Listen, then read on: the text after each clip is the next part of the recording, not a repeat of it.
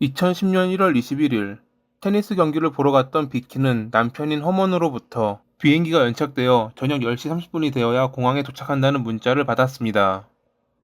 그녀는 경기가 끝나면 자신이 먼저 집에 가 있겠다며 이따 보자는 단문을 보냈죠. 생각보다 경기가 일찍 끝나는 바람에 그녀는 이른 시간에 집에 돌아왔고 예상대로 아직 남편은 돌아오지 않았습니다. 출장 때문에 힘들었을 남편을 위해 간단한 요깃거리를 준비했던 그녀였지만 자정이 넘어도 그는 나타나지 않았고 연락도 되지 않았습니다. 공항에서 집까지는 1시간이 안 걸리는 거리니 만약 그가 말한 시간에 공항에 도착했다면 자정이 되기 전에 집에 왔어야 했습니다. 20년 동안 함께 살면서 겪어본 남편은 일과 집 밖에 몰랐던 사람이었기에 다른 곳에 갔을 리 없었고 점점 불안해진 그녀는 경찰에 신고했습니다. 그리고 얼마 뒤 그녀는 감당하기 힘든 진실과 마주해야 했죠.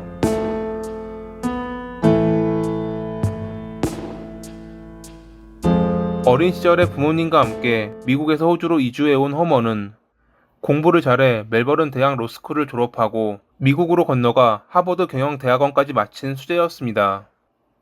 뉴질랜드에 있는 기업에 좋은 조건으로 들어간 그는 거기서 비키와 만나 사랑에 빠졌고 1990년에 결혼하기에 이르렀죠. 10년 뒤 둘은 호주로 건너와 여러 사업을 벌였고 훗날 허먼은 부동산 개발 회사의 재무이사로 들어가며 아무리 써도 줄어들지 않을 부를 축적했습니다. 독실한 기독교 신자에 항상 온화하고 건강을 위해 매일 달리기를 하며 가정에 충실해 아내와 아이들을 사랑으로 대했던 허먼. 모든 것이 완벽해 보였던 그가 어느 날 갑자기 사라집니다. 2010년 1월 21일 브리즈번에서 멜버른으로 향하는 비행기를 탈 예정이었던 그는 아내에게 비행기가 연착되어 10시 30분이 되어야 공항에 도착할 것 같다는 문자를 보냈습니다. 하지만 자정이 되어도 그가 돌아오지 않자 걱정이 된 그녀가 연락을 시도했을 때 그의 전화기는 꺼져 있었죠.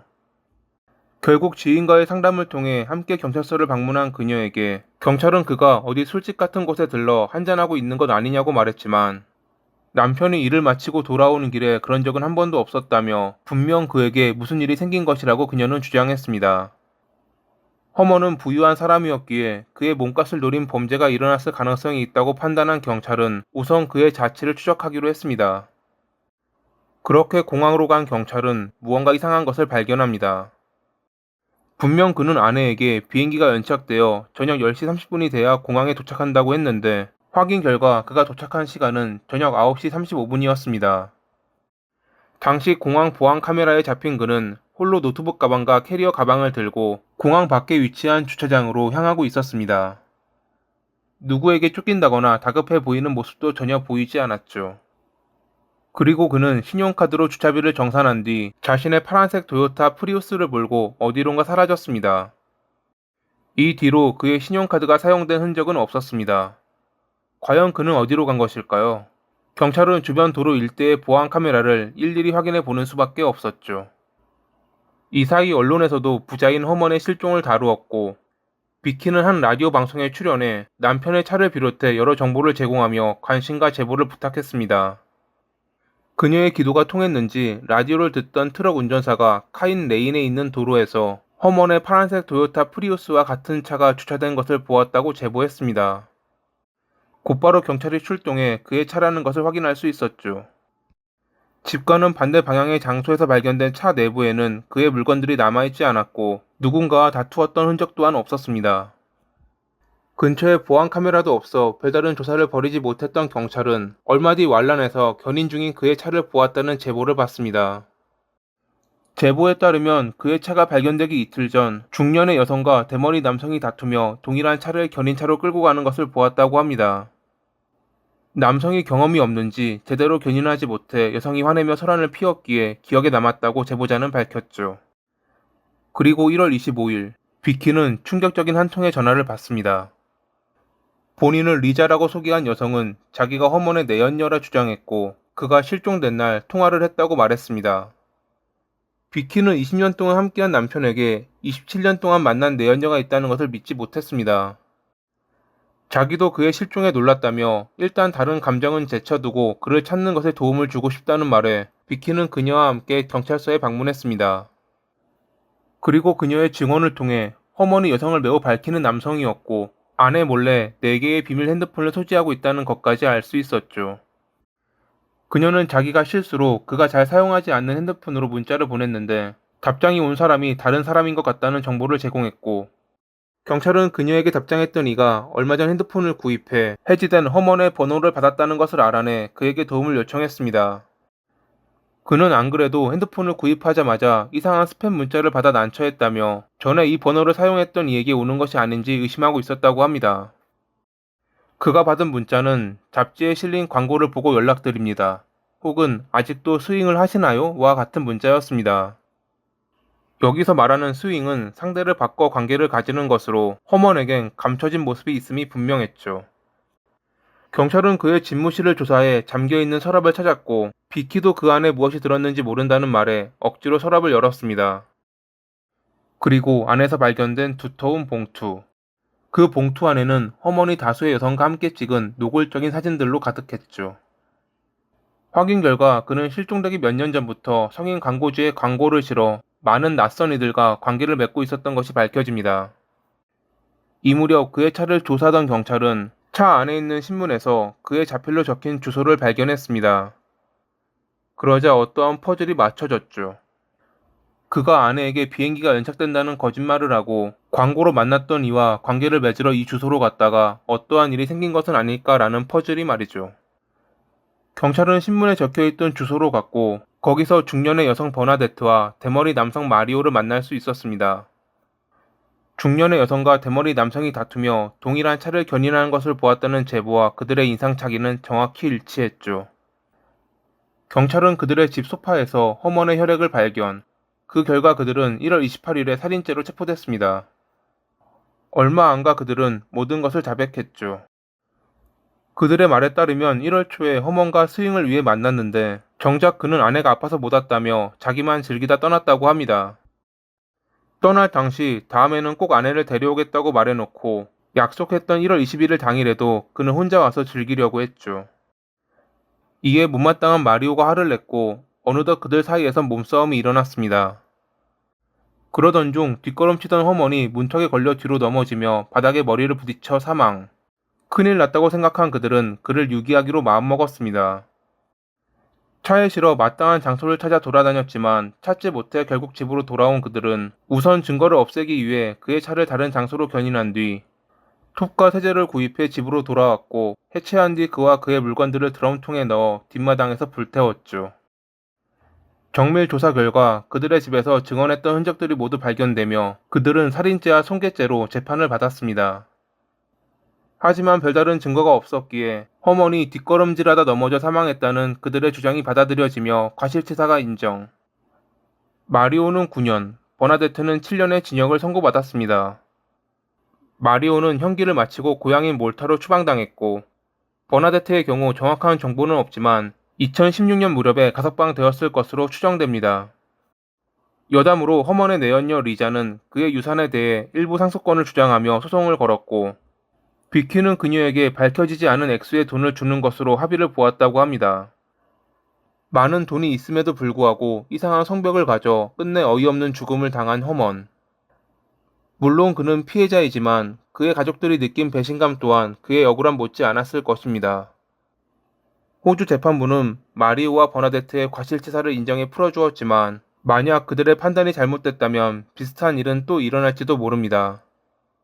그러한 일이 절대 일어나지 않기를 바라며 이만 마칩니다. 오늘도 시청해주셔서 감사합니다.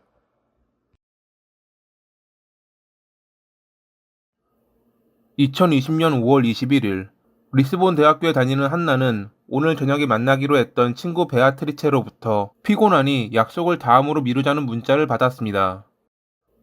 그녀가 몸이 아파 그러리라 생각하며 알겠다는 문자를 보냈던 한나. 하지만 당시 그녀는 알지 못했습니다. 자신에게 문자를 보냈던 것이 베아트리체 본인이 아니었다는 것을 말이죠.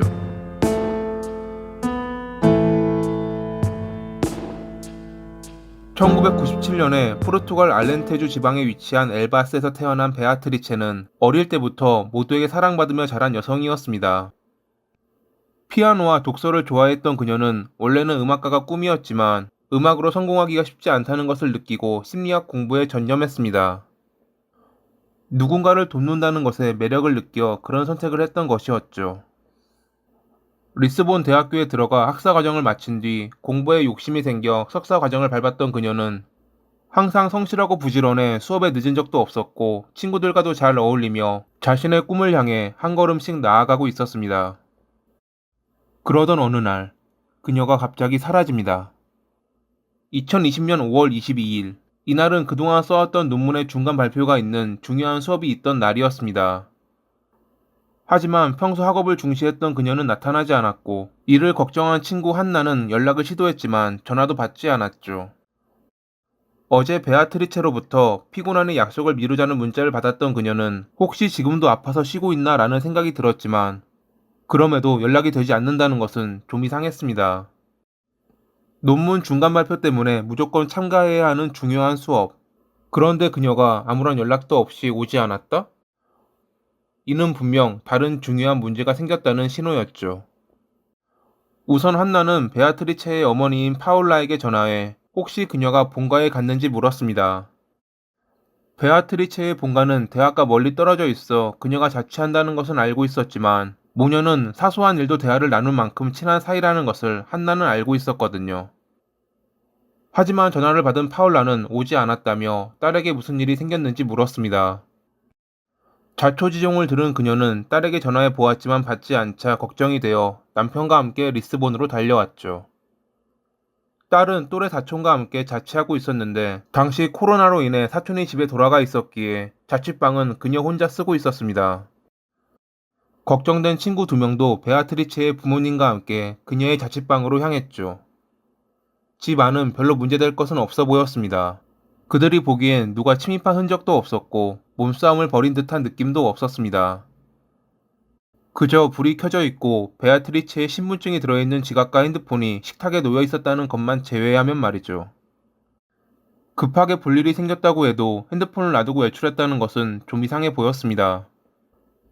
누구에게도 말하지 않고 자신의 물건들은 집에 그대로 놔둔 채 사라진 그녀를 찾기 위해 가족과 친구들은 주변을 돌아다녔지만 그녀는 발견되지 않았습니다.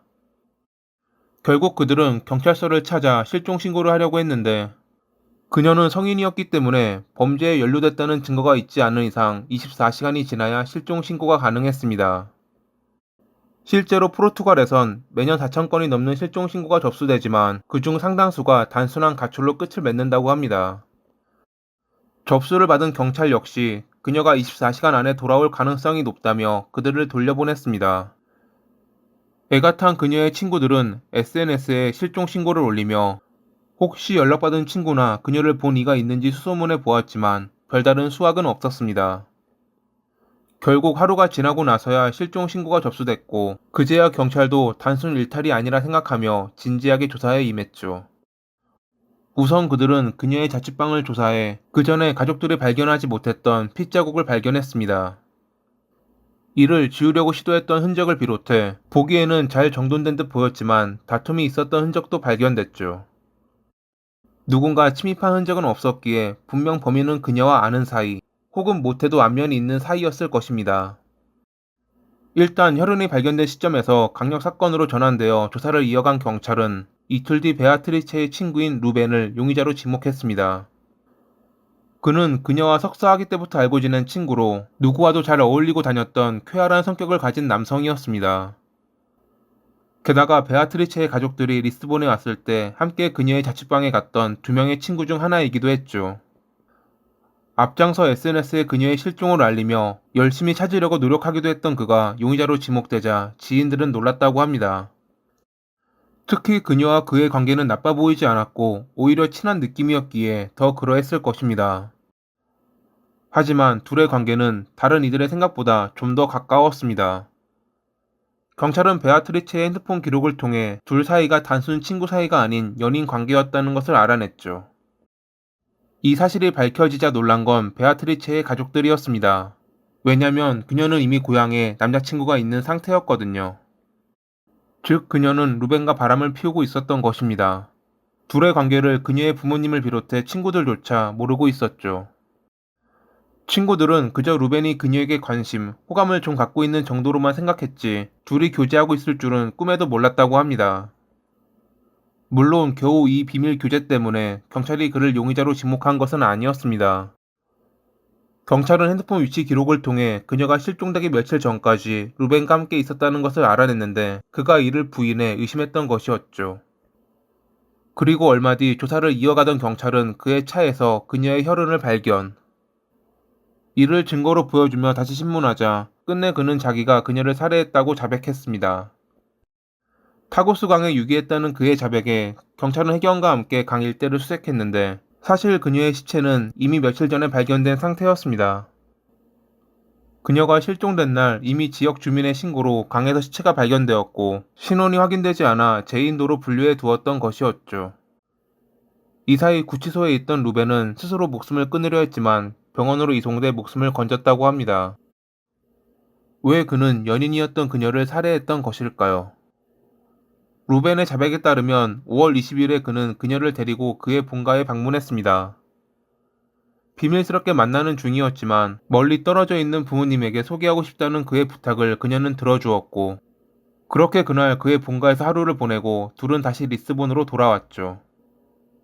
그리고 이날 이른 저녁에 둘이 다시 만났을 때 그녀는 저녁에 친구 한나와 만나기로 했고 내일은 부모님 집에 다녀올 거라고 말합니다.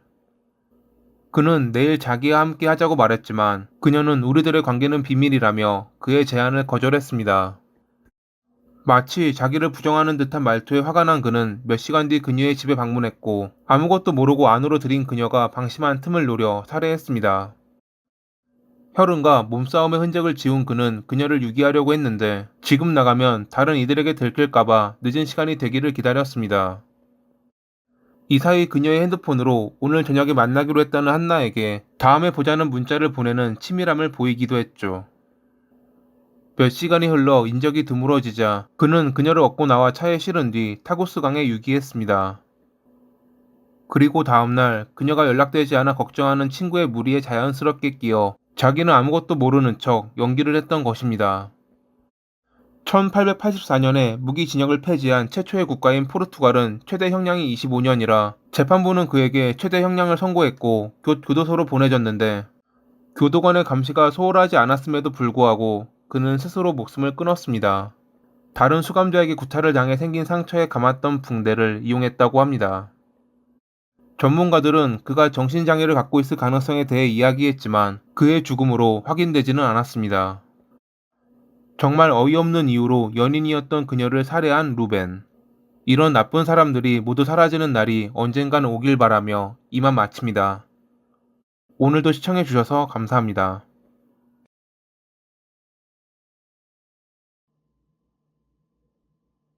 1990년 어느 날 핀란드 헬싱키의 긴급구조센터로 불안한 목소리의 한 남성이 전화를 걸어왔습니다.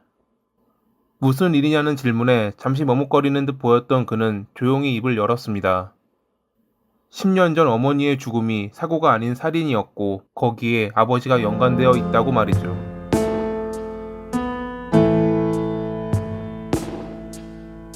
핀란드 헬싱키 동부에 위치한 콘툴라는 일반적으로 폭력과 마약 거래가 만연해 악명 높은 지역 중 하나로 여겨왔습니다. 이곳에 아내와 세 자녀를 데리고 살았던 이스모는 거친 성격의 남성이었습니다. 그뿐만 아니라 아내인 카이자 역시 그러했죠. 둘은 술을 좋아했는데 항상 저녁만 되면 술에 취해 싸우기가 일쑤였고 이 때문에 이웃의 신고로 경찰이 출동한 적이 한두 번이 아니었습니다. 1980년 8월 어느 날 이날 경찰은 아내가 사망했다는 이스모의 전화를 받았습니다. 놀란 경찰은 곧 그의 집으로 향했고 옷장 앞에 깔린 카펫에 반나체의 카이자가 사망해 있는 것을 발견할 수 있었죠. 몸에 물기가 남아있는 그녀를 보며 어찌된 영문인지 묻는 경찰에게 이스모는 그녀가 욕조에서 발을 헛디뎌 사망한 듯 보인다고 말했습니다. 그들은 그를 미심쩍은 눈으로 바라봤지만 그는 끝까지 자신이 그러지 않았다고 손사래를 쳤죠. 이웃들은 어제 저녁에 둘이 심하게 싸우는 소리를 듣긴 했지만 평소보다 금방 조용해져 대수롭지 않게 여기며 넘어갔다고 합니다. 검시 결과 그녀는 머리에 일종의 타격으로 인한 광범위한 출혈이 발생했고 몸 여러 부위에도 멍이 들어 있었는데 그럼에도 그는 그녀가 평소 술에 취해 자주 넘어졌고 그러다가 이번에는 욕조에서 넘어져 불행한 사고를 당했다고 주장했죠. 물에 들어가 있었던 탓에 사망 추정 시간은 애매했습니다.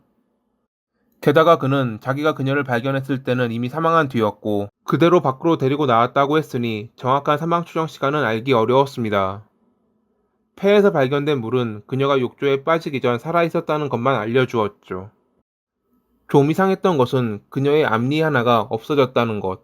하지만 어디로 사라졌는지 끝내 현장에선 발견되지 않았습니다. 진짜로 그의 말처럼 술에 취한 그녀가 욕조에 들어가려다 발을 헛디뎌 넘어질 때 머리를 부딪히며 그 충격으로 사망한 것이었을까요? 경찰은 그들의 어린 세 자녀에게 혹시 본 것이 있는지 물어보았지만 14살이었던 장남을 비롯해 다른 아이들 역시 아무것도 모른다고 답했습니다. 분명 이스모는 의심스러워 보였지만 별다른 물적 증거가 없었기에 풀려날 수 있었고 아내의 생명보험금과 더불어 연금까지 타게 된 그는 그 돈으로 술을 마시며 하루하루를 보냈습니다. 그리고 그로부터 10년이 지난 1990년, 과거 아버지가 어머니를 살해하는 것을 보았다며 이스모의 장남이 경찰에 신고합니다. 당시에는 아버지가 무서워 말하지 못했지만 이제는 말할 수 있고 필요하면 재판의 증인석에 서겠다고 말했던 장남. 그의 주장에 따르면 당시 등교를 준비하다 의식이 없어 보이는 어머니를 욕실로 끌고 가는 아버지를 보았다고 합니다. 증언을 확보한 경찰은 이스모를 신문했고 결국 그는 범행의 일부를 인정했습니다. 범행이 있던 전날 늦은 저녁에 둘은 술을 마시고 있었는데 아내가 술을 잔에 따라 마시지 않고 병째로 마시자 그는 마음에 들지 않는다며 화를 냈고 그렇게 시작된 다툼이 몸싸움으로 번져 서로를 밀치던 중 중심을 잃은 그녀가 싱크대 수납장 모서리에 머리를 부딪히며 그대로 쓰러졌습니다.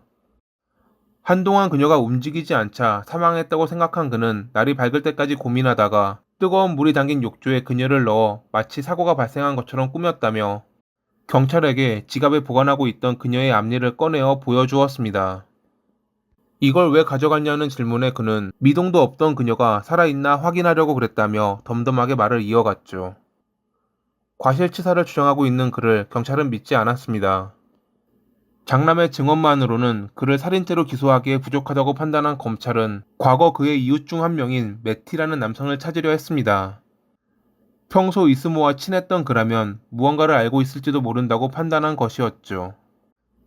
그렇게 매티의 집을 찾아간 경찰을 맞이해준 이는 그의 아내였습니다.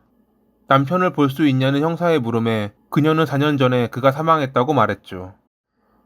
중요한 증인이 되었을지도 모르는 그가 이미 사망했다는 것을 알고 실망한 형사가 뒤를 돌았을 때 그의 아내가 말할 것이 있다며 불러 세웁니다.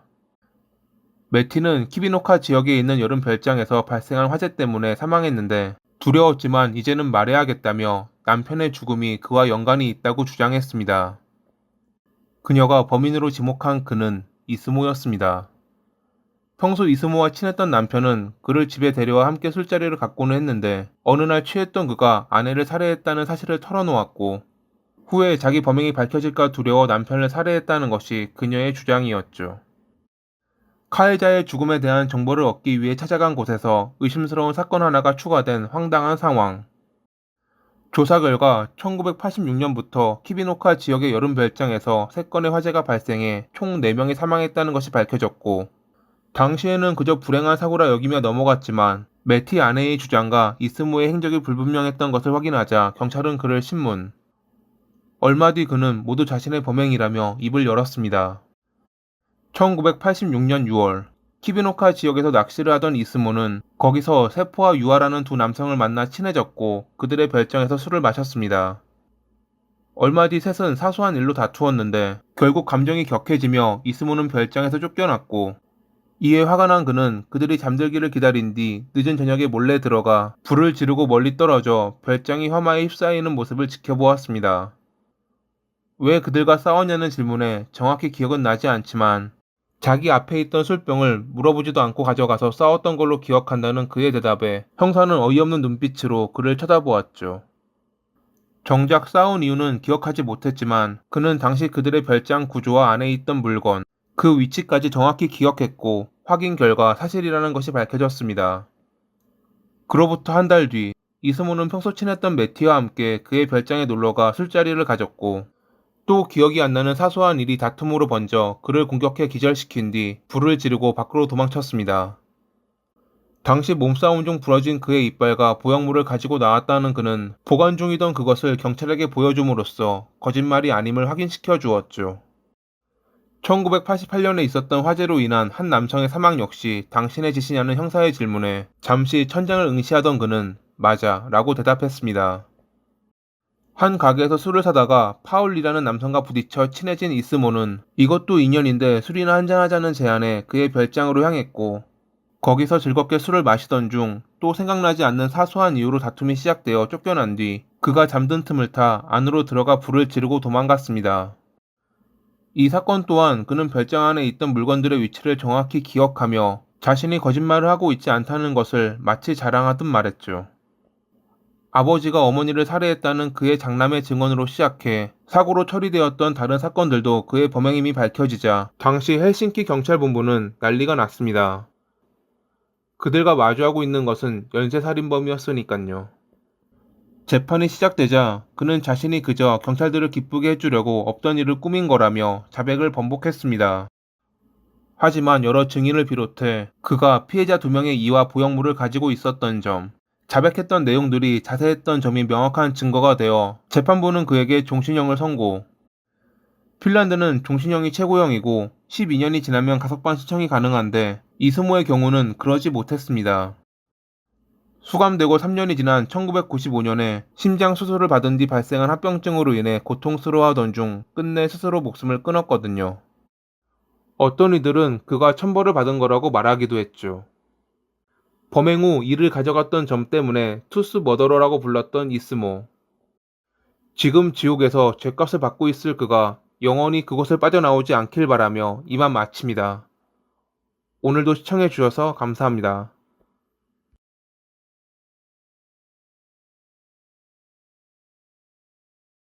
브라질리언 주짓수 대회에 나가는 친구 응원을 위해 경기장으로 가던 유이는 뒤에서 느껴지는 인기척에 돌아보았다가 놀라고 말았습니다.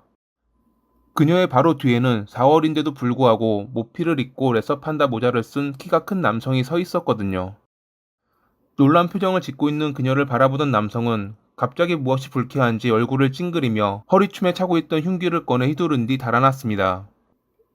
유이는 병원으로 옮겨졌지만 끝내 사망하고 말았죠. 얼마 뒤 체포된 남성의 이름은 야마구치 마코토로 밝혀졌습니다. 그는 왜 이러한 짓을 벌였던 것일까요?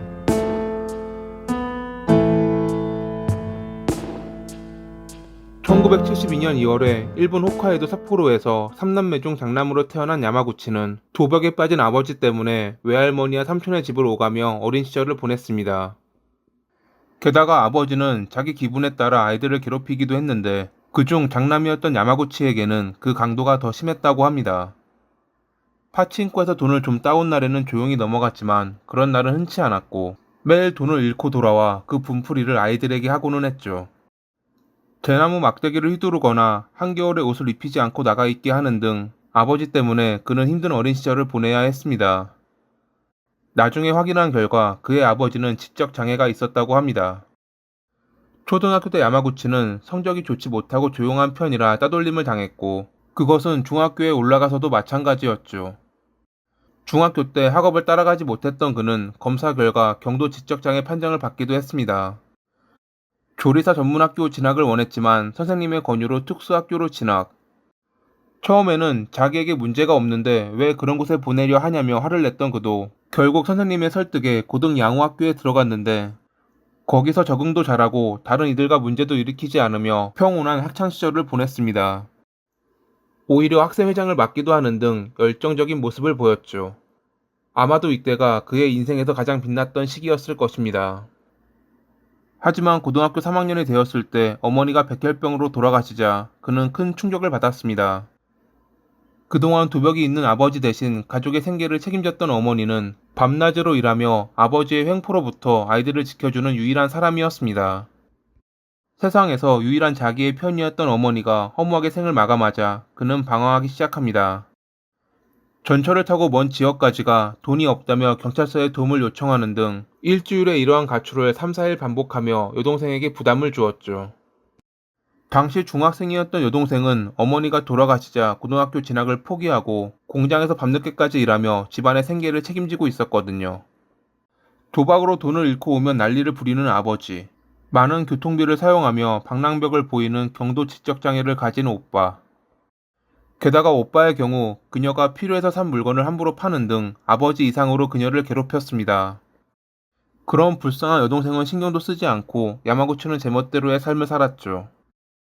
고등학교를 졸업한 뒤 직장을 가졌지만 한 달도 안 되어 그만두고 다른 직장으로 옮긴 뒤에도 그리 오래 가지 않고 나와버렸습니다. 그가 여러 직장을 전전했던 이유에 대해선 밝혀진 바가 없지만 경도 지적장애가 있던 그가 따돌림 받았을 것이라는 추측이 있었습니다. 그렇게 직장을 그만둔 그는 노숙 생활을 하며 여동생에게 전화해 돈을 뜯어내거나 강도질을 하는 등 막장 인생을 살았습니다. 1993년에 손도끼 불법 휴대로 벌금형을 받았던 그는 1년 뒤 하코다테 시내에서 한 여성에게 모델건을 들이대고 위협해 몸을 더듬고 돈을 요구하는 범행을 저지릅니다. 여성은 지금 돈이 없으니 은행에 함께 가자며 그를 안심시킨 뒤 길을 걷던 중 경찰서로 뛰어가 도움을 청하는 기지를 발휘해 그는 그 자리에서 현행범으로 체포되고 말았죠. 강도미수와 강제추행건으로 기소되며 그는 징역 3년에 집행유예 5년을 선고받았는데 그로부터 6개월 뒤 구마모토에서 자전거를 훔치다 체포됩니다.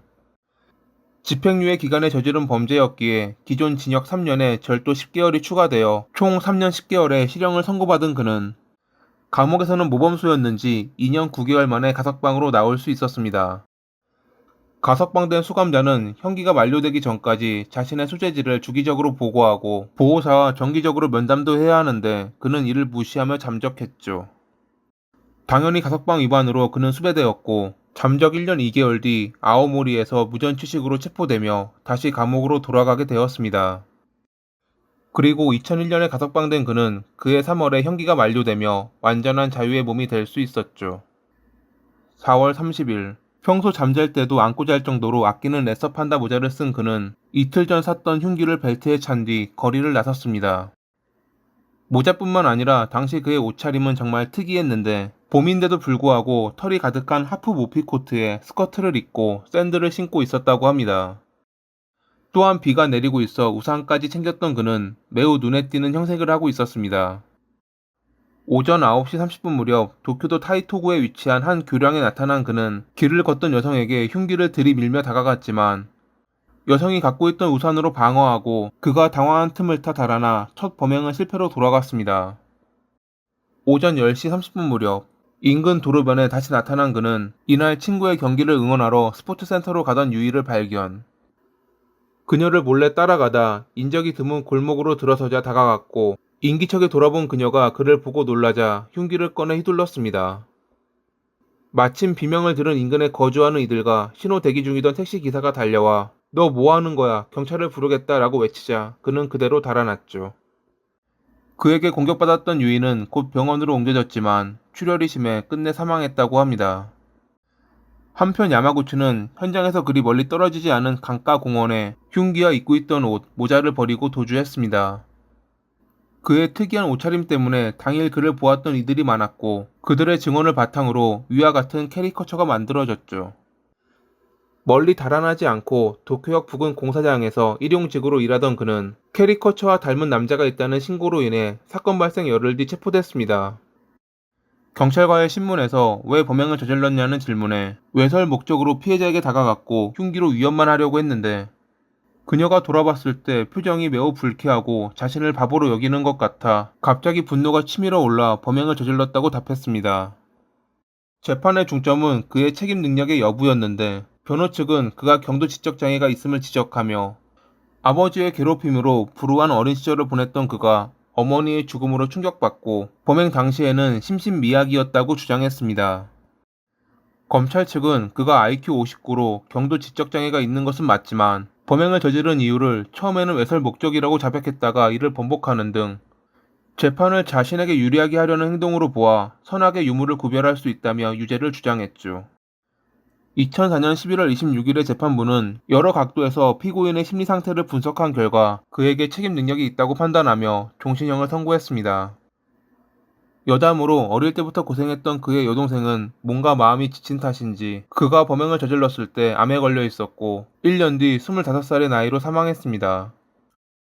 당시 그의 범행을 알았을 때 자기가 며칠 전 돈을 달라는 오빠의 전화를 거절해 그런 일이 발생한 것 같다며 자책했던 그녀는 자신을 도와주었던 자원봉사자들에게 지금까지의 인생에서 즐거웠던 것은 아무것도 없었다라는 말을 했다고 합니다.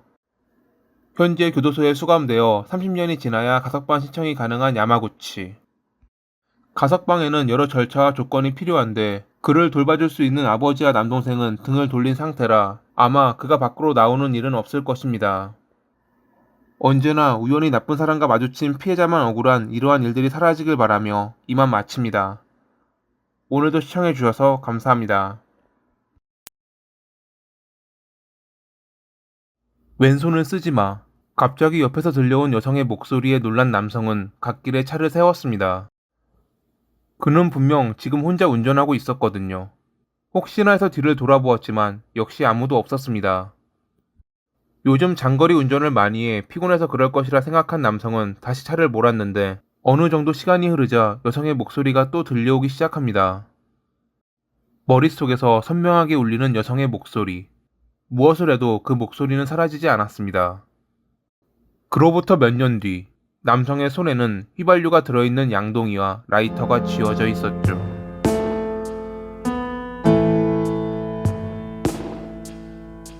어린 시절 히로시마 아사키타구로 이사와 고등학교를 나온 뒤 일용직을 전전했던 타카미는 어디서나 흔히 볼 수 있는 평범한 남성이었습니다.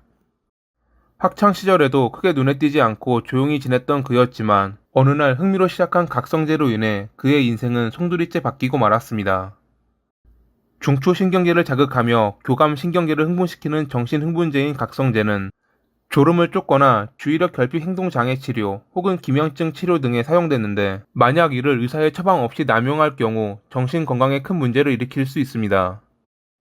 의존도가 높기에 흥미로 시작한 타카미는 쉽게 끊지 못했고 결국 각성제 사용 6개월 만에 경찰에게 체포됐죠. 초범이었던 그는 집행유예 3년으로 풀려났지만 각성제의 부작용으로 인해 망상과 환청에 시달리게 됩니다. 구치소에 있을 때부터 얼룩들이 흔들리는 것처럼 보이는 망상을 시작으로 계속 누군가 자기를 감시하는 듯한 느낌에 고통스러워했던 그는 야쿠자가 자기를 쫓고 있다는 망상에 빠져 먼 지역까지 달아났고 영화에서 본 것처럼 약지를 자르며 사죄하거나 스스로 목숨을 끊으려고도 했습니다. 하지만 어느 순간 정신을 차리고 정신병원에 입원해 각성제로 인한 정신병 진단을 받고 치료받은 끝에 야쿠자에게 쫓기고 있다는 망상은 지울 수 있었죠. 각성제로 인한 정신병은 조기 치료하면 비교적 쉽게 나아지긴 하지만 이미 뇌에 영향을 준 상태라 후에 스트레스 같은 것으로 증상이 재발하는 경우가 있다고 합니다. 타카미의 경우가 그러했습니다.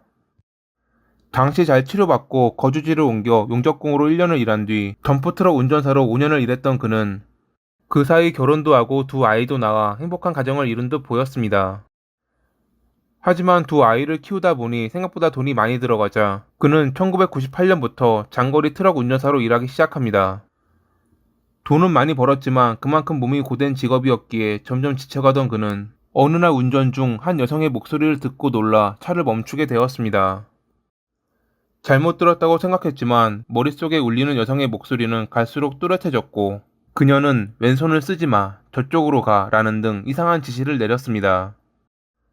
이때부터 그는 과거 떨쳐버렸다고 생각한 누군가 자신을 감시하고 있다는 느낌을 다시 받게 되었죠. 그는 자신의 머릿속에서 울리는 목소리의 주인을 미희라고 지칭하며 몸이나 트럭의 상태가 안 좋아지면 모두 그녀의 수작이라고 믿었습니다. 2001년 5월, 그는 고속도로 휴게소에서 다른 사람의 차를 드라이버로 긁어 기물손괴죄로 벌금을 냈는데 왜 그랬냐는 아내의 질문에 다음과 같이 답합니다. 2, 3일 전부터 등이 아팠는데 이게 다 미희 때문이야. 근데 사람들이 그녀를 돕고 있거든? 난 그래서 복수한 거야. 남편이 정상이 아니라고 느낀 아내는 결국 2달 뒤 이혼을 택했고 홀로 남겨진 그는 벌금 문제로 직장에서도 해고됐죠. 공장에서 지게차를 운전하거나 택시를 몰다가 적성에 안 맞아 금방 일을 관둔 그는 중소기업에 들어갔지만 첫 회사는 그가 지원했던 부서가 폐지, 두 번째 회사는 반년 만에 도산하는 등 그에겐 항상 불운이 뒤따랐습니다. 2007년에는 다시 거주지를 옮겨 회사원이 되었지만 지속되는 급여 지연으로 인해 버티지 못한 그는 2009년 4월 말에 퇴직한 뒤 구직 활동을 하고 있었습니다. 더 이상 대부업체도 돈을 빌려주지 않을 정도로 빚 빼고는 아무것도 없는 인생. 그는 자기가 이렇게 된 것은 지금도 머릿속에서 지시하는 미희 때문이라고 여기며 그녀에게 복수해야 한다. 그녀를 돕는 사람들을 공격하면 복수가 될 것이다. 라는 황당한 결론에 도달했습니다. 2009년 7월 5일 오후 4시 무렵, 그는 오사카시에 있는 1층 파친코 가게에 들어가 출입문에 휘발유를 뿌린 뒤 불을 붙이고 달아났습니다.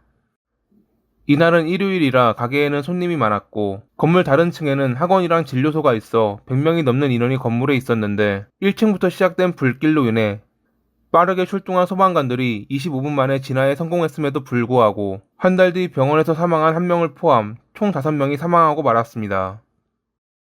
종업원과 손님의 증언을 통해 30살 정도의 마른 남성이 가게 안에 불을 지르고 도망갔다는 것을 알게 된 경찰은 수사본부를 설치해 그를 쫓았습니다. 현장에는 휘발유가 들어있던 통의 일부가 남아있었을 뿐 그 밖에 증거는 없었지만 보안 카메라에 잡힌 범인의 모습을 확인할 수 있었기에 경찰은 지역의 보안 카메라를 중심으로 범인을 추적하면 시간이 좀 걸리더라도 그의 꼬리를 잡을 것이라 생각했습니다. 경찰의 그런 수고를 덜어주려는 듯 다음날 타카미는 자기가 범인이라며 자수했죠. 그는 어차피 본인도 보안 카메라에 찍혀 잡히는 것은 시간 문제라는 것을 알고 있었기에 하루 동안 마음의 정리를 한 뒤 자수했다고 밝혔습니다. 당시 그는 큰 사건을 일으켰다는 사실이 세간에 알려지면 더 이상 미희나 그녀를 돕는 사람들이 자신에게 손을 댈 수 없을 거라고 말했다고 합니다. 재판은 범행 당시 그에게 형사 책임 능력이 있었는지가 중요 쟁점이 되었습니다. 변호 측은 정신감정 결과 그가 조현병 진단을 받았다며 선악의 판단 능력이 상실돼 범행 당시 심신미약이었다고 주장했습니다. 또한 교수형은 공무원에 의한 잔악한 형벌을 금지하는 일본 헌법 36조를 위반한다며 사형은 위헌이라고 주장하기도 했죠. 검찰 측은 전문가 2명을 증인석에 앉혀 그가 각성제 사용 후유증에 따른 망상이 있었지만 스스로 판단해 계획적으로 범행을 저질렀다고 주장. 여러 일을 전전하며 빚을 졌던 그가 최근에도 이를 구하지 못해 생활이 힘들어지자 다른 이들에게 책임을 전가해 무차별 범행을 저질렀다며 사형을 구형했습니다. 타카미는 발언 기회가 주어지자 당연히 사형돼도 좋다고 생각한다. 인제 와서 사과할 생각은 없다. 법정에선 거짓말을 하지 않는 것이 원칙인데 모두 미희의 존재를 알고도 숨기고 있다라는 등의 어이없는 말을 했다고 합니다. 2011년 10월 31일 오사카 지방법원은 그에게 사형을 선고했습니다.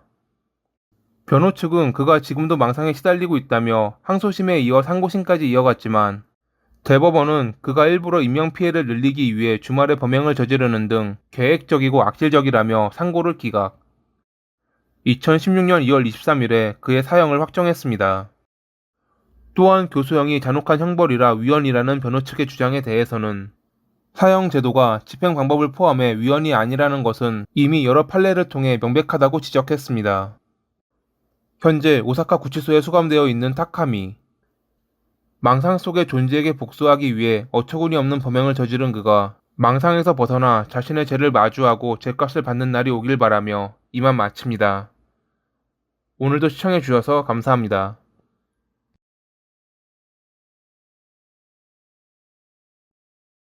2010년 5월 5일 시즈오카에서 출장 청소 사업을 했던 아키라는 동료들과 함께 한 가정집을 방문했습니다. 얼마 전 경매로 넘어간 집이라 입주하기 전에 청소해달라는 의뢰를 받았거든요. 구역을 나누어 동료들은 방을 청소하고 그는 창고를 맡았는데 창고의 문을 열자마자 이상한 냄새가 그의 코를 괴롭혔습니다. 묵은 먼지의 냄새가 아닌 분명 무언가 썩은 듯한 악취를 맡은 그는 처음에는 길고양이나 쥐 같은 동물들이 창고 안에서 사망했다고 생각하며 둘러보았지만 그런 흔적은 보이지 않았습니다. 창고 안을 더 둘러보던 중 그는 무언가를 가린 듯한 커다란 천막을 발견했고 호기심에 들쳤을 때 놀라 넘어지고 말았습니다. 천막에 가려져 있던 것은 한 여성의 시신이었거든요.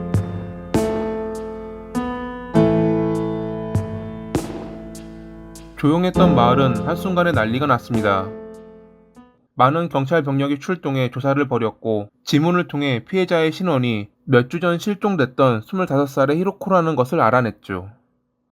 이 집의 전 주인은 카즈야라는 남성으로 대출금이 밀리면서 경매에 붙여졌고 얼마 뒤 팔리자 정리를 하러 왔던 청소업자에 의해 그녀가 발견. 조사 결과 카즈야가 범인이라는 것이 금방 밝혀졌습니다. 왜 경매로 팔리게 된 집에 그는 시체를 보관했던 것일까요?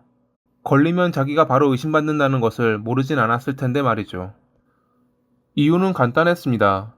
이미 그는 사기죄로 체포되어 구치소에 수감 중이었거든요. 그가 범행을 저질렀던 이유는 그저 자기를 책망하는 소리가 듣기 싫었던 것과 돈, 이 두 가지 때문이었습니다. 2000년 말에 리모델링 사업으로 돈을 벌었던 카즈야는 시즈오카 고텐바에 자가를 지으며 가족들과 함께 살았습니다. 그는 겉으로 보기에는 좋은 남편, 아버지로 보였지만 실은 여자를 좋아해 아내 몰래 바람을 피우고 다니는 나쁜 사람이었습니다. 2002년에 유흥업소 종업원인 카오리를 만나 교제를 하게 된 그는 아내에겐 출장이라며 거짓말을 하고 그녀의 집에서 며칠을 보내는 등 두 집을 오갔는데 점차 쓰는 돈이 늘어나고 제대로 된 일거리도 없어 아내에게 생활비도 주지 못하자 카오리의 통장에 손을 대게 됩니다. 당시 22살의 젊은 나이였지만 유흥업소에서 일했던 그녀는 금전적으로 여유가 있었고 자기가 좋아하는 남자라 처음에는 얼마씩 빌려주긴 했지만 그가 갚지 않고 오히려 돈을 더 요구하자 거절했습니다. 그러자 그는 그녀가 자리를 비운 틈을 타 통장을 훔쳐 돈을 인출했던 것이죠. 이런 방식으로 그가 그녀에게 가져간 돈은 하나로 치면 거의 1억 원에 달하고 있었습니다. 당연히 매번 들키면 곧 돌려준다고 큰소리쳤지만 그에겐 돈 나올 구석이 하나도 없었죠. 이런 관계가 지속되던 2005년 어느 날, 카오리는 더는 못 참겠다며 당장 이번 달 안으로 돈을 갚지 않는다면 경찰서에 찾아가겠다고 으름장을 놨습니다. 당시 그는 알겠다며 금방 마련하겠다고 답했지만 속으로는 다른 생각을 가졌습니다. 만약 그녀가 사라진다면 돈을 갚지 않아도 되고 그녀가 저금한 다른 통장의 돈도 본인이 가져갈 수 있다는 나쁜 생각을 말이죠. 그해 10월 26일 침대에 누워있는 그녀가 방심한 틈을 타 교살한 그는 미리 준비해둔 드럼통에 넣어 그녀의 아파트에서 좀 떨어진 공터에 유기했습니다. 그 공터는 그의 지인이 소유한 곳으로 이게 뭐냐는 지인의 물음에 비료로 만들기 위한 흙이 들어있어 햇볕을 쬐면 안 되니 뚜껑을 열지 말라고 당부하기도 했죠.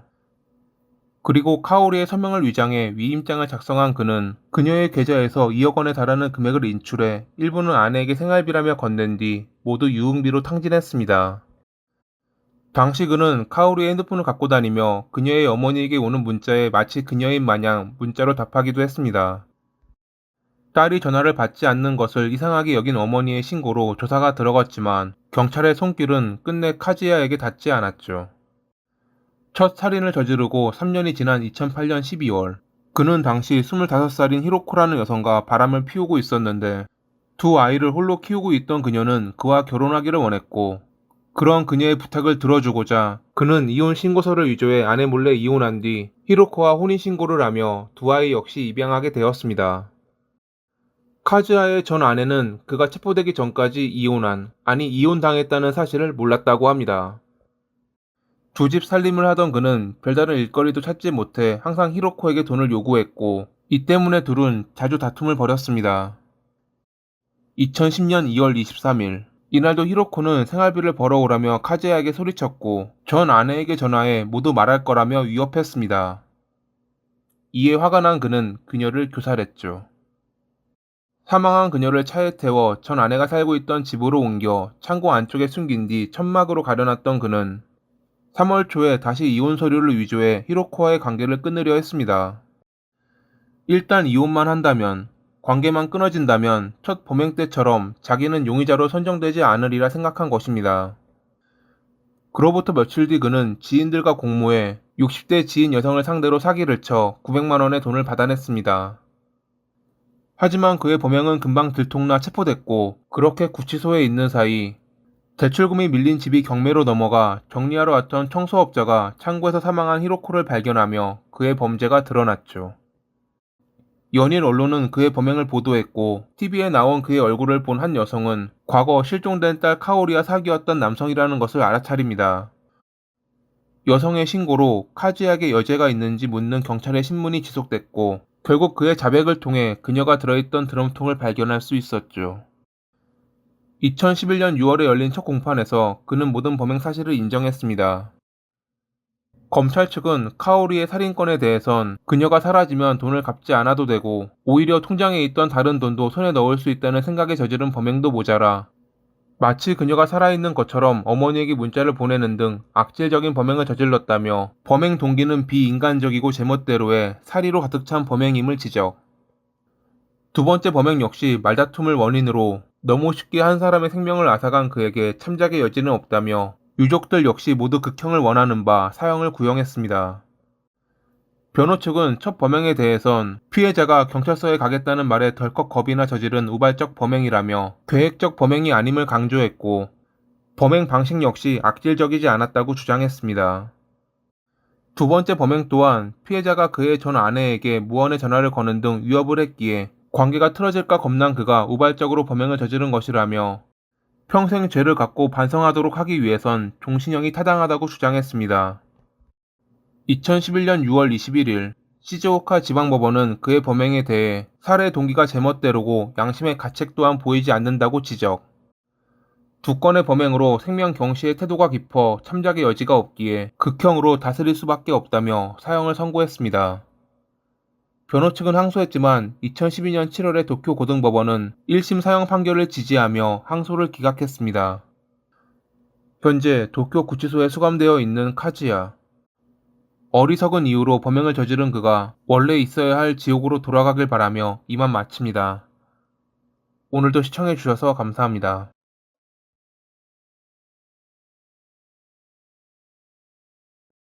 2015년 9월 13일 점심 무렵 일본 사이타마현 구마가야시의 경찰서로 언어가 통하지 않는 페루인 남성이 도움을 청한다는 신고가 들어왔습니다.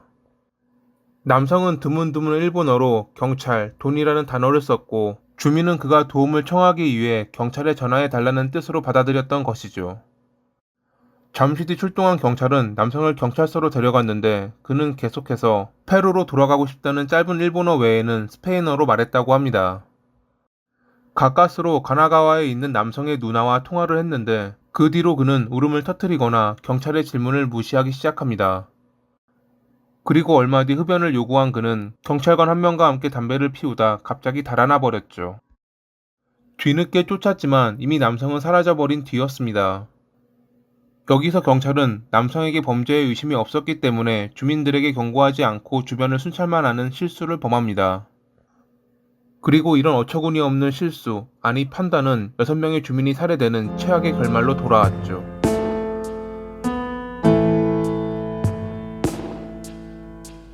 (2000년부터 2006년까지) 페루에서 18명을 살해해 죽음의 사도라고 불린 페드로 파블로 나카다 루데냐라는 남성이 있었습니다. 1973년에 페루에서 알코올 중독자였던 아버지와 정신질환을 앓고 있는 어머니 밑에서 태어난 그는 힘든 어린 시절을 보냈습니다. 부모님의 괴롭힘뿐만 아니라 형들 역시 그에게 여장을 시키고 성적으로 괴롭혔거든요. 그는 자신이 받는 스트레스를 동물에게 풀었고 결국 그 화는 인간에게까지 향하고 말았습니다. 경찰의 눈을 피하고자 일본인 입양을 통해 성을 바꾸기도 했던 그는 2006년에 경찰과의 총격전 끝에 체포됐는데 자신을 구세주라고 표현하며 깨끗한 사회를 만들기 위해 약물 중독자 등 25명을 살해했다고 밝혔습니다. 결국 그는 확인된 18건만 재판을 받아 정신병동으로 이송됐고 사회에 위협이 되지 않을 때 비로소 밖으로 나올 수 있을 것입니다. 그런 파블로의 범행을 가까운 거리에서 본 이가 있었으니 그의 이름은 나카다 루데나 바이런 조나단. 그는 파블로의 친동생이었습니다. 형처럼 다른 형제들에게 괴롭힘을 당하지는 않았지만 형의 범죄를 직접 눈으로 보았던 조나단의 마음은 병들어 있었죠. 그는 성인이 된 뒤 누나와 함께 돈을 벌기 위해 일본으로 건너왔습니다. 형 덕분에 나카다라는 성을 써 일본인의 후손인 것처럼 보일 수 있었기에 아무래도 다른 나라보다 좀 더 대우받을 수 있을 것으로 생각했을 것입니다. 예상대로 일자리는 구하기 어렵지 않았지만 문제는 다른 것에 있었습니다. 조나단은 어릴 때 충격 때문인지 검은 그림자가 나타나 잠을 못 잤다. 집 안에 무언가 나쁜 것이 있다라며 항상 두려움에 시달렸고 그런 그를 걱정한 누나가 병원에도 데려가 보았지만 달리 호전되지 않아 점차 힘들어지자 그는 자처해서 집을 나가 서로 떨어져 살게 되었습니다. 이때까지는 그나마 집에서만 그럴 뿐 밖에서는 별다른 문제는 없었다고 합니다. 그는 일본어를 제대로 배우지 않아 직장에서도 소통에 문제가 있어 동료들과 거의 대화를 나누지 않았고 당연히 친구도 없어 혼자 밥을 먹는 경우가 자주 목격되고는 했습니다. 타국 생활에서 그를 괴롭힌 것은 이런 고독감과 원인 모를 두려움만이 아니었습니다. 그의 형이 죽음의 사도였다는 것이 알려지는 순간 그는 다른 직장을 찾아 거주지를 옮겨야 했거든요. 당시 누나에게 전화해 자신의 고통을 호소했던 그는 점점 더 마음이 병들어가며 누군가에게 쫓기고 있다, 누군가에게 살해당한다 라는 망상에 시달렸고, 같은 아파트 1, 2층에 사는 페루인과 브라질인이 자기를 죽이러 온 킬러라는 등 눈에 띄는 모든 이들을 추격자라 부르며 두려워하기 시작했습니다. 몇 년 동안 일본에서 일하며 몸도 마음도 지쳤던 조나단. 샐러드 제조 공장에서 파견 사원으로 근무했던 그는 2015년 9월 12일에 일을 그만둔다는 통보를 안 뒤 정처 없이 걸었고, 다음날 사이타마현 구마가야 시내의 민가에서 발견됐습니다. 갑자기 집에 들어온 조나단에게 주민이 무슨 일이냐고 묻자 그는 전화를 거는 듯한 몸짓으로 경찰이라 말했고, 지갑을 꺼내 손으로 가리키며 돈이라는 짧은 일본어로 대화를 이어갔습니다. 경찰에게 전화해 달라고 말하는 외국인이 있다는 주민의 신고로 출동한 경찰과 함께 경찰서로 가게 된 그는 누나와의 통화에서 울음을 터뜨렸고, 통화를 끝내고 잠시 뒤 흡연을 요구해 경찰관 한 명과 함께 외부에 있는 흡연실로 가게 되었는데, 잠시 주변을 살펴보다 경찰관이 방심한 틈을 타 그대로 도주해 버렸습니다. 핸드폰 등 그의 짐도 경찰서 내부에 있었고 범죄를 저질러 체포된 것도 아니었기에 경찰은 그가 달아날 줄은 예상치 못했을 것입니다. 만약 이것이 외부에 알려지면 어떠한 비난을 받을지 모른다고 생각했는지 경찰은 20명 정도의 인력을 동원해 주변을 돌아다녔고 그의 누나 집에 인력을 파견하기도 했습니다. 그가 도주하고 2시간 뒤 경찰서로부터 그리 멀리 떨어지지 않은 지역에서 외국인이 침입해 말을 걸자 도망갔다, 중동계 외국인이 금전을 요구하다 달아났다는 등의 신고 전화가 걸려왔고, 경찰은 경찰견까지 동원해 그를 쫓았지만 끝내 찾지 못했습니다. 그리고 다음 날인 9월 14일, 가미쿠마가야 역으로부터 약 500m 떨어진 주택에서 살인사건이 발생합니다. 평소 함께 산책하던 지인에 의해 본인의 집에서 사망한 채 발견된 중년 부부 A와 B. 안방에는 알파벳 같은 글씨가 피로 적혀 있어 경찰은 범인이 썼을 것으로 추정해 조사를 이어갔습니다. 이때까지만 해도 그들은 이 사건이 하루 전 경찰서에서 도망친 조나단의 범행이라는 것은 예상하지 못했습니다. 15일에 경찰은 이틀 전 민가에 침입한 외국인 남성에 대한 구속영장을 받았는데 이때도 그에 대한 정보를 자치단체나 교육기관에 제공하지 않았다고 합니다. 만약 이때라도 경찰이 자신들이 놓친 이가 거리를 활보하고 있으니 조심하라는 내용의 공문을 보냈다면 이어질 다른 범행들은 일어나지 않았을지도 모릅니다. 그는 억지로 침입하지 않고 열린 창문이나 잠기지 않은 집만을 노렸기에 조심하라는 경찰 발표가 있었다면 주민들이 좀 더 문단속을 했을 테니깐요. 9월 16일, 조나단은 이시하라 역으로부터 약 400m 떨어진 민가에 침입해 독신 여성 C를 살해한 뒤 근처에 있는 또 다른 민가에 침입해 집 안에 있던 40대 여성 D와 그녀의 장녀, 차녀를 살해했습니다. 오후 4시 넘어 C의 사건이 발각되며 주변을 탐문 조사하던 경찰은 불이 켜져 있는 D의 집에서 아무런 응답이 없자 주변을 둘러보았고, 그러던 중 2층 창문에서 양손에 흉기를 든 조나단이 얼굴을 내밀자 지원을 요청했습니다. 그로부터 6분 뒤 그는 경찰의 설득을 무시하고 양손에 상처를 낸 뒤 창문에서 스스로 뛰어내려 병원으로 이송됐습니다. 얼마 뒤 깨어난 그는 자기가 일을 하고 있었는데 정신을 차리고 보니 병원 침대 위였다며 범행 사실을 기억하지 못했습니다.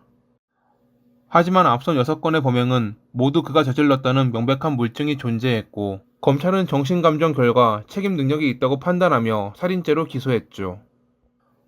2018년 1월 26일에 열린 첫 공판에서 변호 측은 그가 범행에 대해 기억하지 못하고 만약 범죄가 성립한다고 해도 심신상실 상태였다며 무죄를 주장했습니다. 이 뒤로 열린 재판들은 그의 정신 이상에 대해 중점을 두었는데 끝내 검찰 측은 발견하기 어려운 장소에 시신을 숨기거나 혈흔을 닦는 등 자기 방어적인 행동을 해 위법성을 인식한 것으로 보아 피해 망상은 있었지만 환각이나 환청은 없어 책임 능력이 충분하다며 사형을 구형했습니다. 재판 내내 조나단은 누군가가 나를 쫓고 있다, 헬리콥터가 내려온다라는 등 조현병 증세를 보였고 재판부도 이것이 범행에 일부 영향을 주었다고 인정했지만 2018년 3월 9일의 재판부는 범행 현장에서 시신을 숨기는 등 은폐를 시도한 점에서 인명을 빼앗는 위험한 행위임을 인지하고 범행을 저질렀다며 사형을 선고했습니다. 변호 측은 그의 조현병 증세가 범행에 일부 영향을 주었다는 것은 인정하면서 책임 능력도 있다고 인정하는 것은 우스꽝스러운 판결이라며 항소했고, 2019년 12월 5일에 도쿄 고등법원은 1심 판결을 파기하고 종신형을 선고했습니다. 재판부는 그가 망상으로 만들어낸 추격자로부터 몸을 숨기기 위해 피해자의 집에 침입했고 피해자를 추격자로 착각해 살해한 것이라며, 원래는 사형으로 임할 수밖에 없는 중대한 범죄이지만 조현병이 초래한 강한 망상의 영향으로 책임 능력이 충분하지 않다고 판단한 것입니다. 검찰 측은 사안의 중요성이나 유족의 심정 등을 근거로 다양한 각도에서 검토했지만 적법한 상고 이유를 발견하지 못해 상고를 단념하겠다고 밝히며, 끝내 조나단은 2020년 9월 24일에 종신형이 확정되었습니다. 그가 처음 도주했을 때 범죄에 의심이 없었기 때문에 바로 쫓지 않고 자치단체나 교육기관에 정보를 제공하지 않았던 점 때문에 경찰은 많은 비난을 받았고, 이후 사이타마 현경은 사건의 대응을 검증해 위와 같은 향후 대응책을 정리해 공표했다고 합니다. 만약 재빠른 대처를 했다면 일어나지 않았을지도 모르는 사건. 언제나 이런 어리석은 실수, 판단으로 피해를 보는 것은 힘없는 시민이라는 것을 기억해 주길 바라며 이만 마칩니다. 오늘도 시청해 주셔서 감사합니다. 1994년 6월 2일 저녁 7시가 좀 넘었을 무렵, 오크니 제도 커커얼에 위치한 인도식 레스토랑 무무타즈의 문이 열렸습니다. 문을 통해 들어온 이는 손님이라고 하기엔 좀 이상한 복장을 하고 있었죠. 저녁이라지만 더운 날인데도 불구하고 바라클라바를 쓴 것도 모자라 후드까지 입은 그는 잠시 주변을 둘러보더니 곧장 한 테이블로 향했습니다. 음식을 나르고 있던 종업원 마흐무드는 문을 열고 들어온 이가 자기 쪽으로 온다는 것은 알고 있었지만 우선 주어진 일을 마치고 응대하려 했습니다. 하지만 바라클라바를 쓰고 있던 그는 손님이 아니었습니다. 그는 갑자기 총을 꺼내 마흐무드를 쏘고 달아났죠.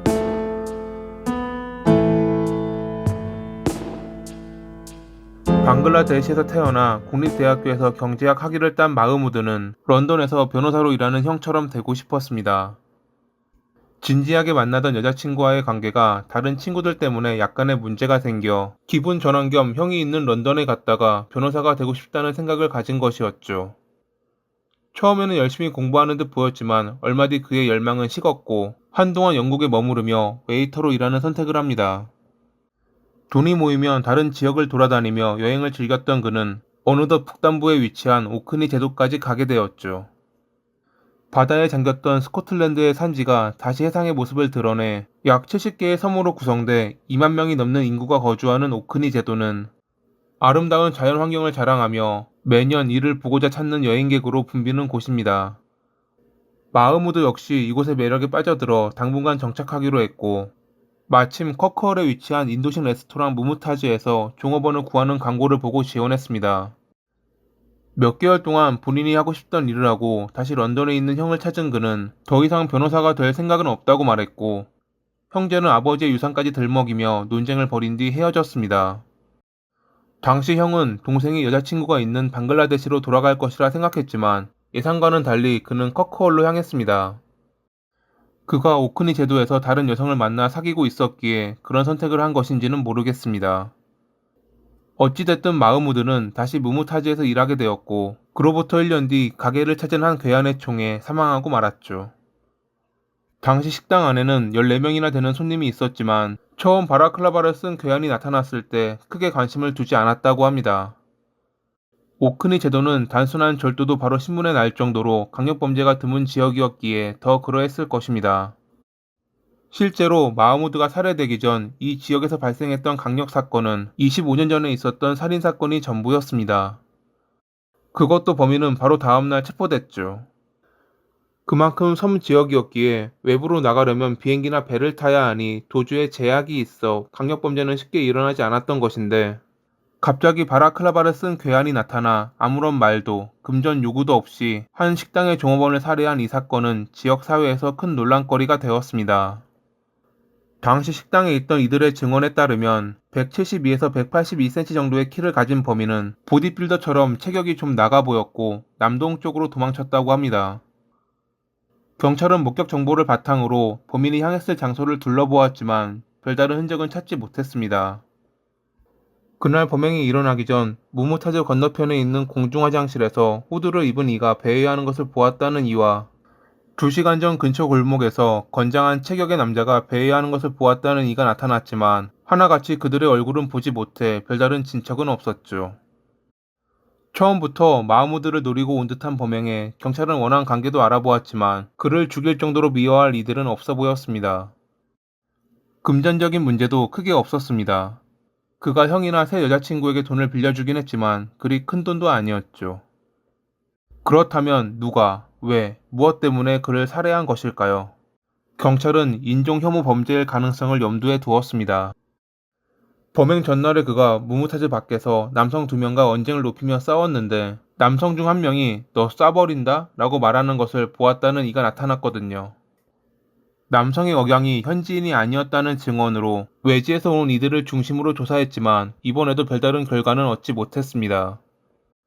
범인이 현장에 남긴 유일한 증거는 한 발의 총알과 탄피였는데 무기 전문가이자 경찰인 에드먼드는 이 총알이 불법 루트를 통해 오크니 제도로 건너왔을 것이라 주장했습니다. 이러한 종류의 총알은 1970년대 영국 군인들이 쓰던 것으로 당시 품질의 이유로 대부분 바다에 버려졌고 그중 남은 것들이 불법으로 거래되었거든요. 그나마 이러한 작은 단서로 조사를 이어가던 중 갑자기 에드먼드가 자기 집에도 이와 동일한 총알 2상자가 있다는 말을 꺼냅니다. 이제는 일반적으로 구하기 어려운, 그것도 범인이 사용한 총알과 동일한 것을 경찰인 그가 갖고 있다는 말에 동료들은 출처를 물었는데 에드먼드는 정확히 기억나지는 않고 어디인지 모를 사격장에서 가져왔을 것이라 답했습니다. 하지만 그가 이것을 밝힌 시점이 총알의 종류를 알고 나서 2주가 지난 뒤였기에 몇몇 이들은 그를 의심스러운 눈으로 바라봤죠. 그러자 그는 옛 친구인 해군 장교 제임스에게 받은 것이라 말을 바꿨고 제임스 역시 그에게 2상자를 주었다고 증언했습니다. 2상자에 들어있던 총알은 사용되지 않았기에 에드먼드는 결백해 보였죠. 다시 수사는 원점으로 돌아와 별다른 용의자도 없는 상태에서 경찰은 한 가지 중요한 제보를 받습니다. 범행 2주 전 인근 숲지역에서 바라클라바를 쓰고 후드를 입은 남성이 마치 특공대를 흉내내듯 나무 뒤에 숨거나 벽에서 뛰어내리는 것을 보았다는 제보. 이를 보았던 이들은 인근에 사는 모녀로 그녀들의 말에 따르면 남성은 30분 동안 그 행동을 반복했다고 합니다. 잠시 남성이 바라클라바를 벗어 얼굴을 보았다는 그녀들은 범행이 발생하고 3개월 뒤 그를 인근 가게에서 보았다고 주장했습니다. 가게의 보안 카메라를 확인한 결과 그녀들이 지목한 남성은 에드먼드의 15살 아들 마이클이었죠. 마이클은 동생과 어릴 때부터 아버지와 함께 사냥하러 다녀 총에 익숙한 남성이었습니다. 경찰은 에드먼드가 범행에 사용된 것과 동일한 총알을 소유하고 있다는 것을 늦게 알린 이유가 아들의 범행을 숨기려 했을지도 모른다며 마이클의 방을 조사했습니다. 그리고 그의 방에서 범인이 쓰고 있던 것과 같은 종류의 바라클라바와 이상한 문구가 적힌 공책을 발견할 수 있었죠. 영국인들에게 죽음은 모든 것을 정화한다 라는 문구와 자신의 이름을 나치 친위대처럼 썼던 것 등 이상한 내용으로 가득 찬 공책. 하지만 그는 자신이 인종차별자도 아니고 범인도 아니라며 범행이 있던 시간에 학교 친구 2명을 만났다고 주장했습니다. 또한 범행 2주 전 숲에서 바라클라바를 쓰고 이상행동을 했던 것은 본인이 아니라며 모든 것을 부인했죠. 그러나 그해 12월에 그는 숲에서 바라클라바를 쓰고 있던 것이 본인이라고 말을 바꿨습니다.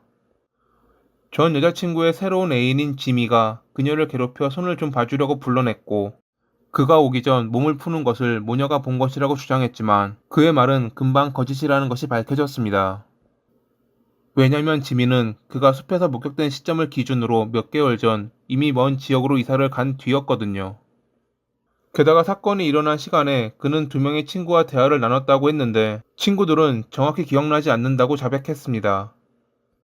갈수록 거짓 진술만 하던 마이클은 궁지에 몰리는 듯 보였지만 흉기도 발견되지 않았고 그의 아버지가 갖고 있던 총알 역시 사용되지 않은 상태였기에 계속 그를 붙잡아 두기엔 무리가 있었습니다. 그런데 그가 풀려나고 3개월 뒤 에드먼드에게 총알을 줬던 제임스가 두 박스가 아닌 세 박스였다고 말을 바꾸며 이에 대한 진실 여부로 논란이 일어납니다. 왜 당시 두 박스라고 말했냐는 경찰의 질문에 그는 에드먼드의 부탁이었다고 답했죠. 당연히 에드먼드는 이를 부인했고 이에 대한 물증이 없었기에 논란만 있었을 뿐 마이클은 체포되지 않았습니다. 경찰의 조사를 지켜보던 마을 주민들은 그들이 억지로 범인을 만들려고 한다며 에드먼드와 마이클을 지지했습니다. 1997년에 에드먼드의 경우 총알에 대해 늦게 신고했던 점 등 정의의 과정을 왜곡했다는 혐의로 기소, 4년의 징역을 선고받았습니다. 마이클은 군에 들어가 명사수로 이름을 날렸고 2004년에 이라크로 파견 갔을 때는 지휘를 맡기도 했죠. 살인 용의자에서 이제는 전쟁 영웅이 된 그는 가정도 이루고 남부럽지 않는 삶을 살고 있었습니다. 하지만 2006년 어느 날 커크월 경찰서로 익명의 편지가 배달됩니다. 편지에는 사건이 있던 날 무무타즈 건너편에 있는 공중 화장실에서 15살의 백인이 바라클라바를 쓰고 권총을 꺼내는 것을 보았다는 내용이 적혀 있었죠. 조사 결과 이 편지를 쓴 이는 윌리엄이라는 현지 남성으로 그는 그날 자신이 본 범인이 마이클이라고 확신했습니다. 또한 그는 마이클이 범행이 있기 몇 달 전 친구들과 무무타즈 앞에서 인종차별적인 이야기를 하는 것을 보았다고 주장했죠. 왜 그걸 12년이 지난 지금에서야 밝혔냐고 물어보는 경찰에게 그는 당신은 동네 사람들이 마이클을 지지했기에 잘못 말하면 마을에서 쫓겨날지도 몰라 조용히 있었다고 답했습니다. 검찰은 그의 증언을 중점으로 다시 증거를 모았고 2008년에 마이클을 법정에 세웠습니다. 과거 그가 흑인은 총으로 쏘아야 한다, 머리에 총을 꽂아야 한다라고 말하는 것을 보았던 증인들이 나타나며 재판은 그에게 불리하게 돌아갔죠. 법의학 증거도 없고 살인 무기도 발견되지 않았지만 앞선 정황 증거와 증언으로 배심원단은 그에게 유죄를 판결, 재판부는 종신형을 선고했습니다. 종신형 선고와 동시에 달아나려던 마이클은 문 앞에서 바로 저지당했는데 법원 건물 밖에는 그가 빌렸던 차가 대기 중이었다고 합니다. 차 안에서는 수류탄을 비롯한 여러 무기와 캠핑 장비, 현금이 발견되었죠. 그는 미리 달아날 준비를 했던 것일까요? 수감 중에도 그는 2번의 탈옥을 시도하기도 했습니다. 몇몇 이들은 지금은 마이클의 키가 172cm이긴 하지만 범행이 일어났을 당시 15살이었던 그의 키가 남동생보다 작았다며 무무타즈에서 범인을 보았던 이들의 증언과 맞지 않는다고 주장하는 등 여전히 그를 지지하고 있습니다. 과연 그는 다른 인종을 혐오해 범죄를 일으킨 나쁜 사람이었을까요? 아니면 살인자 만들기에 억울한 피해자일까요? 오늘의 이야기는 여기까지입니다. 여러분의 의견은 어떠한지 댓글로 남겨주세요. 항상 시청해주셔서 감사합니다.